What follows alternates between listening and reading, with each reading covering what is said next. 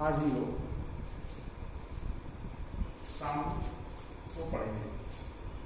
साम संस्थिति या संतुलन, यह अर्थशास्त्र में मूल धारणा और ये कहा जाए कि अर्थशास्त्र की आधारभूत या पूरा अर्थशास्त्र संस्थिति का ही या संतुलन का ही विश्लेषण है तो अतिशयोक्ति नहीं हो, क्योंकि जितनी भी आर्थिक समस्याएं हैं उन्हें हम संतुलन के दृष्टिकोण से ही पढ़ते हैं, संतुलन के दृष्टिकोण से ही अध्ययन करते हैं। जैसे महंगाई बढ़ रही है, यानी कि कोई है संतुलन बिंदु जिससे वो ऊपर जा रही है, या मंदी आ रही है, यानी कि कोई है एक संतुलन बिंदु, संतुलन स्तर जिससे वो नीचे आ रही है। जैसे कि हम ये कहें कि ये 0 पॉइंट है, इससे बहुत ऊपर महंगाई बढ़ रही है, इससे बहुत नीचे मंदी आ रही है।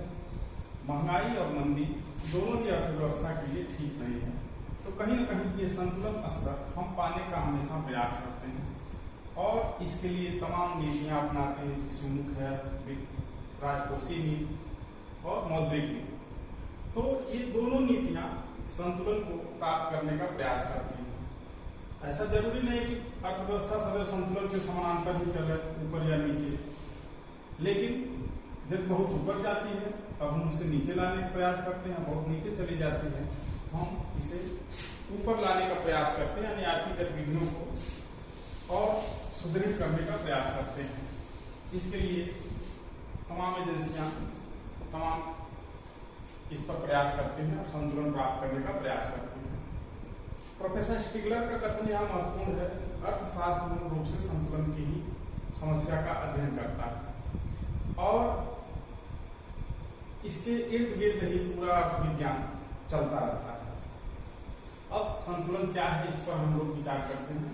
यहाँ संतुलन का अर्थ है कि स्थिर गति, अर्थव्यवस्था में संतुलन का तात्पर्य स्थिर गति से है, जबकि ये जो भौतिक विज्ञान है, जैसे मूल रूप से भौतिक विज्ञान या जो भी भौतिक राशियां हैं उनमें संतुलन का अर्थ होता है गतिहीनता, यानी गति का अभाव ही संतुलन है। जैसे एक दोलन है, ये दोलन दोनों तरफ जब तक रहेगा तब तक ये संतुलित नहीं माना जाएगा, लेकिन जब ये स्थिर बीच में स्थिर हो जाएगा तब इसे संतुलन की स्थिति माना जाएगा। जब तक ये गतिमान है तब तक इसे संतुलित नहीं माना जाएगा।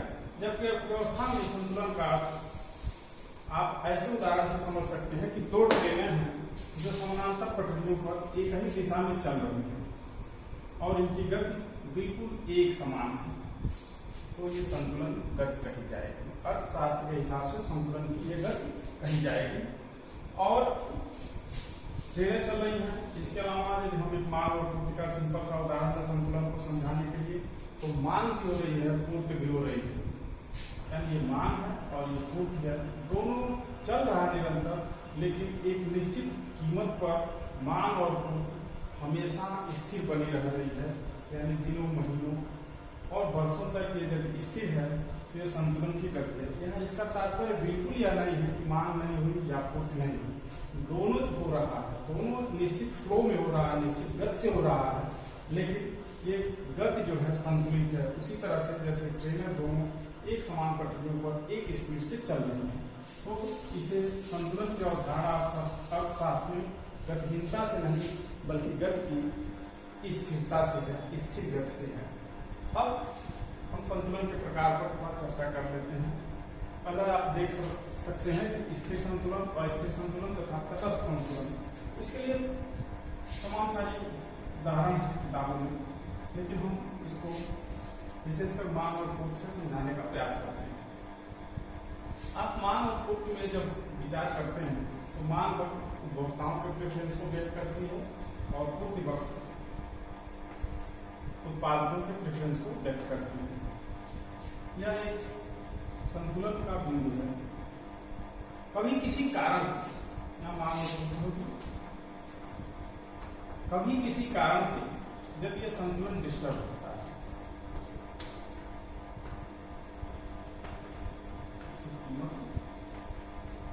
जब ये डिस्टर्ब होता है, मान लीजिए कीमत बढ़कर P2 ये P1 ऊपर चले, तो अब देख रहे हैं कि सप्लाई बढ़ जाएगी और मांग कम हो जाएगी। तो मांग यहाँ से मांग वक्र के अनुसार गौर होगी और सप्लाई वक्र के अनुसार गौर होगी। तो सप्लाई बढ़ गई क्योंकि जब कीमत बढ़ती है तो उत्पादकों को पूर्ति बढ़ाने में कोई दिक्कत नहीं होती है और वो पूर्ति बढ़ा देते हैं। लेकिन कीमत बढ़ जाती है तो उपभोक्ता की जो सीमांत उपयोगिता है वो बढ़ जाती है और वो उतनी कीमत ही चुकाने को तैयार होता है। सीमांत उपयोगिता और ज्यादा मिलनी चाहिए और उतनी कीमत चुकाने को तैयार होगा जितना वो जितनी उसकी सीमांत उपयोगिता मिले यहाँ। लेकिन वह तब संभव है जब वो कम मात्रा क्रय करे। तो मात्रा तो ये डिमांड रेट कम हो जाती है और सप्लाई बढ़ जाती है। तो सप्लाई बढ़ गई तो ऐसी दशा में आप कल्पना करें कि बाजार में पूर्ति ज्यादा हो गई और मांग कम हो गई, यानी इतना भाग एक्सेस सप्लाई हो गया तो कीमत में कमी होने की प्रवृत्ति पाई जाएगी। बाजार में बेचने वाले ज्यादा पहुंचे, खरीदने वाले कम पहुंचे तो कीमतों में घटने की प्रवृत्ति पाई जाएगी, यानी संतुलन पुनः इसी बिंदु पर आ जाएगा। दूसरी दशा हो सकती है कि डिस्टर्ब हो और कीमत घट जाए, P2 हो जाए। तो ऐसी दशा में जो सप्लाई है वो घट जाएगी और डिमांड बढ़ जाएगी। बाजार में वह दशा उत्पन्न हो गई कि बेचने वाले कम हैं, खरीदने वाले ज्यादा पहुंच गए। ऐसी दशा में कीमत में बढ़ने की प्रवृत्ति पाई जाएगी और ये संतुलन स्थिर संतुलन होगा, यानी कि जब वह संतुलन स्थिर संतुलन होगा जिसमें पुनः मूल संतुलन पर किसी डिस्टर्बेंस से मूल संतुलन पर वापस आने की प्रवृत्ति पाई जाएगी। अस्थिर संतुलन क्या होगा? अस्थिर संतुलन में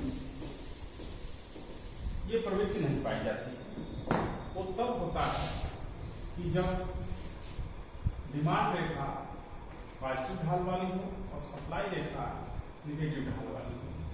ये गिवन वस्तुओं के संदर्भ में ऐसी स्थिति पाई जाती है। संतुलन है, किसी कारण से स्थापित है, P पर O की सप्लाई बन रही है और डिफरेंट वस्तुओं के संदर्भ में आप जानते होंगे या नहीं तो आगे पढ़ाया जाएगा, समझ जाएंगे। या पुरानी वीडियो आप देख सकते हैं कि उसमें डिफरेंट वस्तुएं एक ऐसी वस्तुएं हैं जिनका आय प्रभाव नकारात्मक होता है, यानी आय बढ़ती है तो उनकी मांग घट जाती है। तो ये जब इनकी कीमत बढ़ती है तो इनकी मांग भी बढ़ जाती है, कीमत घटती है तो मांग भी घट जाती है। ऐसी होती है डिफरेंट वस्तुएं। इनके संदर्भ में यदि आप देखें कि किसी कारण से कीमत बढ़ जाती है, P1 हो जाती है, तो इसमें सप्लाई कम हो गई, मांग ज्यादा हो गई, यानी कि ये जो एक्सेस डिमांड हो जाता है ED, एक्सेस डिमांड। अब बाजार में मांग अधिक है, पूर्ति कम है, तो इस कीमत में बढ़ने की प्रवृत्ति पाई जाएगी। बाजार में जब मांग अधिक हो जाए और कीमत कम हो जाए, मांग अधिक हो जाए और पूर्ति कम हो जाए तो इस कीमत में बढ़ने की प्रवृत्ति पाई जाएगी। और दूसरी तरफ जब ये कीमत घटकर P2 हो जाए तो आप देखेंगे मांग कम हो गई और पूर्ति ज्यादा हो गई, यानी पूर्ति अधिक है और मांग कम है। तो ऐसी दशा में इसमें कीमत घटने की प्रवृत्ति पाई जाएगी और संतुलन जो एक बार यहाँ से डिस्टर्ब हुआ वो पुनः वापस वहां जाने की प्रवृत्ति नहीं होगी। जब कीमत बढ़ेगी तो इसमें और बढ़ने की प्रवृत्ति पाई जाएगी और घटेगी और घटने की प्रवृत्ति पाई जाएगी। ऐसे संतुलन को अस्थिर संतुलन कहते हैं। तटस्थ संतुलन वह होता है जहाँ एक लंबे समय तक उदासीनता बनी रहती है। यह ऐसे उदाहरण से दिखाया जा सकता है कि एक निश्चित कीमत पर इतनी दूरी तक इसमें तटस्थता रहती है कि डिमांड कर रहा है, सप्लाई कर रहा है, यानी कि कीमत यहाँ से लेकर यहाँ तक बढ़ती घटती रहे, इसके मांग मात्रा में कोई परिवर्तन नहीं होगा, इसलिए इसे तटस्थ संतुलन कहा जाता है।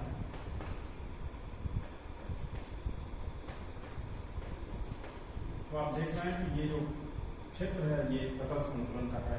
एक बिल्कुल सिंपल सा जो उदाहरण दिया जाता है वो ये है कि स्थिर संतुलन इस गोले के समान है जो इधर भी लुढ़काया जाए, इधर भी लुढ़काया जाए, लेकिन अंत में आके यही स्थिर होगा। जबकि अस्थिर संतुलन इस पर से जब एक बार उतरता है तो फिर यहाँ चढ़कर नहीं जाता है। और तटस्थ संतुलन ये होता है कि गोला यहाँ पड़ा है, इसको लुढ़का दिया जाए तो आगे बढ़कर कहीं रुक जाएगा, पुनः वापस या आने का ये मन नहीं इसका होगा, ऐसी प्रवृत्ति इसमें नहीं होगी कि वापस आ जाए, लेकिन जहाँ ये जाएगा वहाँ पुनः संतुलित हो जाएगा। इस तरह से स्थिर संतुलन, अस्थिर संतुलन और तटस्थ संतुलन कह सकते हैं। अब आते हैं स्थैतिक तथा प्रावैधिक संतुलन में। स्थैतिक संतुलन में जो चर होते हैं उनमें परिवर्तन की प्रवृत्ति नहीं होती है, जो है वो बना रहता है, स्थिर रहता है। जैसे मान लीजिए जनसंख्या है, प्रौद्योगिकी है, और ये बढ़ते घटते नहीं है, स्थिर है।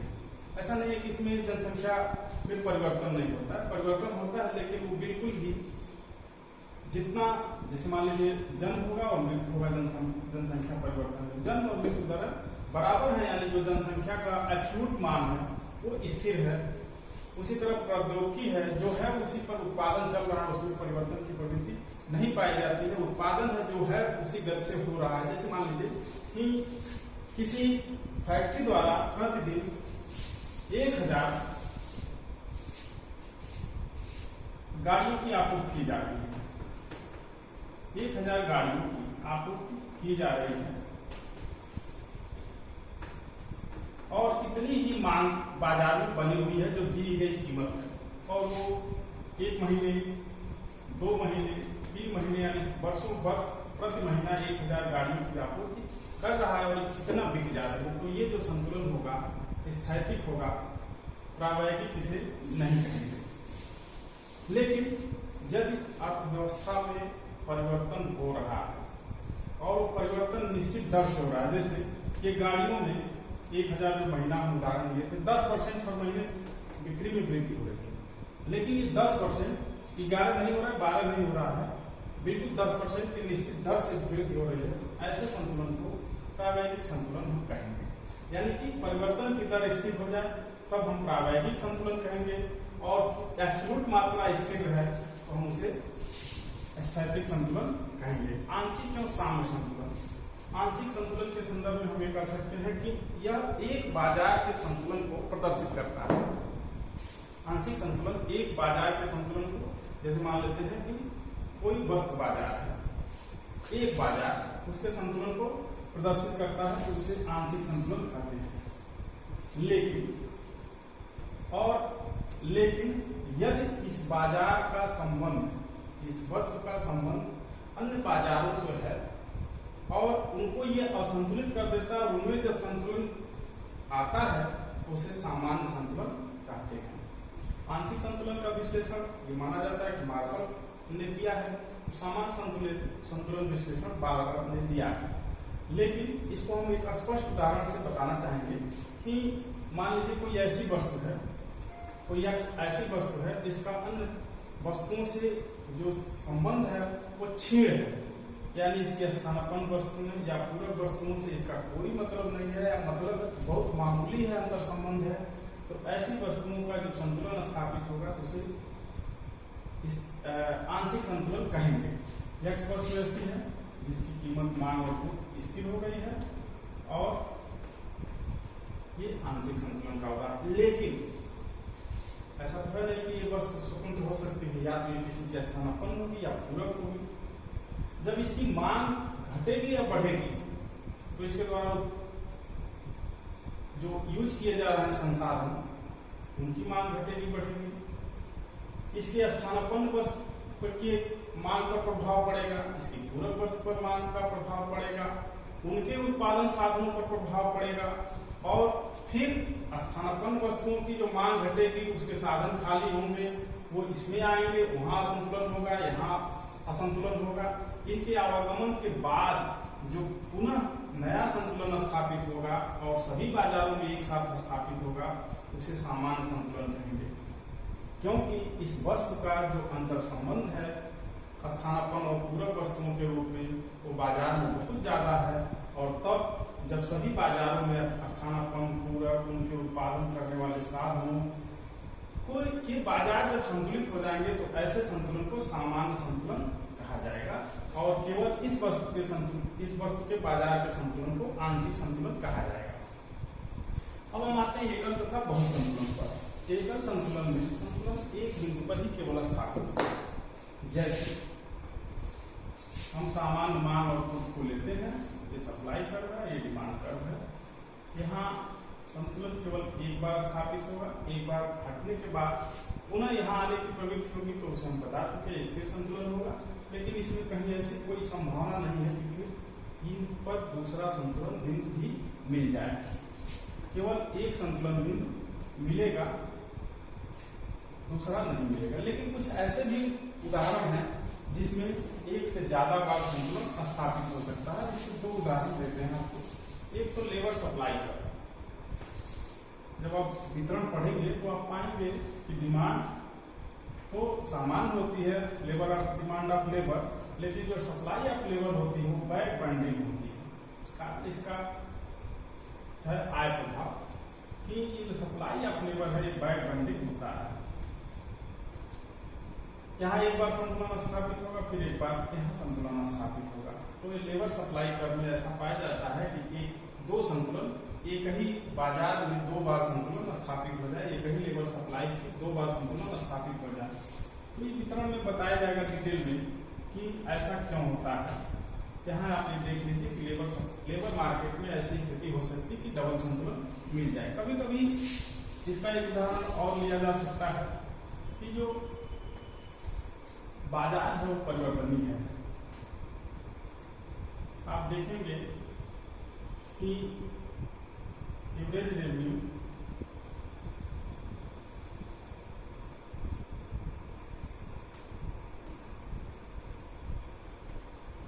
और एवरेज रेवेन्यू का ये marginal revenue, average revenue, marginal cast, ये संतुलन होता है वहां जहां मार्जिनल रेवेन्यू मार्जिनल कास्ट को काटती है। यानी ये संतुलन यहाँ मिल गया, इतनी कीमत तय हो गई, एक संतुलन यहाँ मिल गया, इतनी कीमत तय हो गई। जब बार बार परिवर्तित होता है, वक्राकार हो जाता है ये वक्र, तो बहुत संतुलन भी प्राप्त होता है। एक ये और एक ये। आप देखते हैं कि मार्जिनल रेवेन्यू मार्जिनल कास्ट को 1, 2 और 3 जगह काटती है। ऐसी दशा में ये जो उदाहरण है बहुत संतुलन का उदाहरण हो जाता है।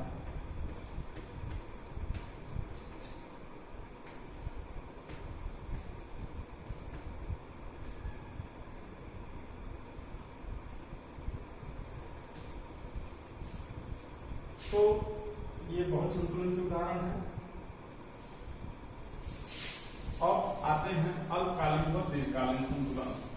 अल्पकालीन संतुलन और दीर्घकालीन संतुलन के या अर्थशास्त्र में संतुलन की अवधारणा में समय को मार्शल ने इंट्रोड्यूस किया। आप ऐसे समझ सकते हैं कि उन्होंने समय को 4 भागों में बांटा। बाजार, जैसे बाजार में के वर्गीकरण में आप पढ़ते हैं कि 4 तरह के बाजार हो सकते हैं समय के आधार पर: अति अल्पकालीन, अल्पकालीन, दीर्घकालीन और अति दीर्घकालीन। तो अल्पकालीन, अति अल्पकालीन बाजार जो है वो आपको सप्लाई कर देना है, सामान्यतः दैनिक बाजार होता है। अल्पकालीन 1 वर्ष से कम होता है, दीर्घकालीन 1 वर्ष से ज्यादा लेकिन 5 वर्ष से कम, और अति दीर्घकालीन 5 वर्ष से ज्यादा होता है। तो ये समय समय पर विशेषकर इसका जो अति अल्पकालीन, अल्पकालीन और दीर्घकालीन का विश्लेषण है उन प्रतियोगी बाजार में आपको पढ़ने को मिलेगा। इसके अलावा है समष्टि तथा व्यष्टि संतुलन। जब आप किसी एक बाजार के बारे में अध्ययन करते हैं तो वो व्यष्टिगत संतुलन कहलाता है। जैसे अनाज बाजार एक हो गया, या सब्जी बाजार तो एक अलग हो गया। तो ये जो अलग अलग बाजार हैं इन्हें व्यष्टिगत शामिल कहा जाएगा। और जब सभी बाजारों का एक साथ संतुलन देखा जाता है तो वह समष्टि संतुलन होता है। तो समष्टि में एग्रीगेट डिमांड और एग्रीगेट सप्लाई की बात की जाती है, और एग्रीगेट डिमांड और एग्रीगेट सप्लाई की बात की जाती है। तो ये समष्टि हो जाएगा, समष्टि बाजार का संतुलन या समष्टि संतुलन। और जब केवल एक वस्तु की बात की जाएगी उसके डिमांड और सप्लाई की, तो वो हो जाएगा व्यष्टि संतुलन, व्यष्टिगत संतुलन। तो मैं समझता हूँ कि संतुलन के बारे में थोड़ा बहुत मैं आपको समझाने में सफल रहा। अब हम आते हैं इसमें इस संतुलन की अवधारणा में जब आप इकोनॉमिक ग्रोथ पढ़ेंगे, आर्थिक समृद्धि के मॉडल, तो वहाँ आपको संतुलन को चेक करने के लिए संतुलन की एग्जिस्टेंस यानी संतुलन संभव है या नहीं, संतुलन अद्वितीय है या नहीं, अस्तित्व है या नहीं, अस्थाई है या नहीं, यानी कि संतुलन का अस्तित्व, अद्वितीयता और अस्थायित्व, इसके बारे में आपको पढ़ना होगा। उस कसौटी पर आप चेक करेंगे संतुलन का अस्तित्व। इसको हम देखते हैं। कभी कभी ऐसे उदाहरण अर्थव्यवस्था में है तो वहां संतुलन स्थापित हो ही नहीं सकता। जैसे आप जानते हैं कि हवा जीवन की सबसे उपयोगी वस्तु है, उसके बाद पानी, लेकिन इनके लिए आपको कोई कीमत नहीं चुकानी है, हमको आपको कोई कीमत इसके लिए चुकानी नहीं है। महत्व तो है इनका और इतना महत्व है कि हमको हमारा जीवन इस पर चलता है, लेकिन इनका कोई महत्व नहीं है, यानी इसके बाजार का, इसमें संतुलन का कोई अस्तित्व नहीं हो सकता है। अब आता है संतुलन अद्वितीय है या नहीं। तो जो इकोनॉमिक ग्रोथ की कसौटियां हैं, यानी जब उनको चेक करेंगे आप, तो संतुलन अस्थाई है या अस्थाई है। तो आप जानते हैं कि इसको आप चेक करेंगे कि मांग वक्र और पूर्ति वक्र, इसको आप विशेष रूप से आप खुद भी खींच कर देख सकते हैं कि ये जब डिमांड है, ये सप्लाई है तो अस्थाई है, ये सप्लाई है और ये डिमांड है तो अस्थाई है। और फिर इनके लोचों में थोड़ा अंतर करके आप खींच के आप इसको खुद से तर्क करके देख सकते हैं कि कब ये अस्थाई होगा और कब अस्थाई होगा। तो अब संतुलन अद्वितीय है या नहीं। अद्वितीयता के लिए आप चेक करेंगे कि संतुलन कहीं और स्थापित होने वाला तो नहीं है। जब एक बार ही स्थापित हो गया और पुनः उसके स्थापित होने की या यही लौट के आएगा तो संतुलन अद्वितीय है। यदि यहाँ लौट के आने की प्रवृत्ति नहीं है, कहीं और भी संतुलन बना लेगा तो संतुलन अद्वितीय नहीं होगा। तो इस तरह से अस्तित्व, जब कोई बाजार में महत्व होता है तब उसका अस्तित्व होता है। हमने ये बताया कि हवा का कीमत तो बहुत ज़्यादा है, लेकिन उसकी कोई हमें कीमत नहीं चुकानी पड़ती। महत्व तो बहुत ज़्यादा है लेकिन कोई कीमत नहीं चुकानी पड़ती, इसलिए ऐसे बाजार का अस्तित्व ही नहीं होता है।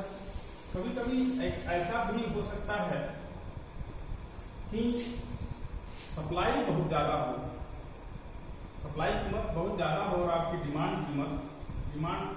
कीमत आप देने में सक्षम न हो, तो ऐसे बाजार का भी अस्तित्व नहीं होता, यानी संतुलन यहाँ कोई बन नहीं सकता। जैसे कुछ बहुत सारी जो पब्लिक गुड्स हैं, सार्वजनिक वस्तुएं हैं, उनकी कीमत बहुत ज़्यादा होती है लेकिन पब्लिक से उसमें से नहीं लिया जाता है। तो मैं समझता हूँ कि आप लोग संतुलन को कुछ समझ गए होंगे, और यदि नहीं समझे तो आप प्रश्न कर सकते हैं कमेंट करके। साम्य, संस्थिति या संतुलन तीनों की अंग्रेजी इक्विलिब्रियम है और तीनों ही एक ही हैं। आपको कोई असुविधा नहीं होनी चाहिए। बहुत बहुत धन्यवाद।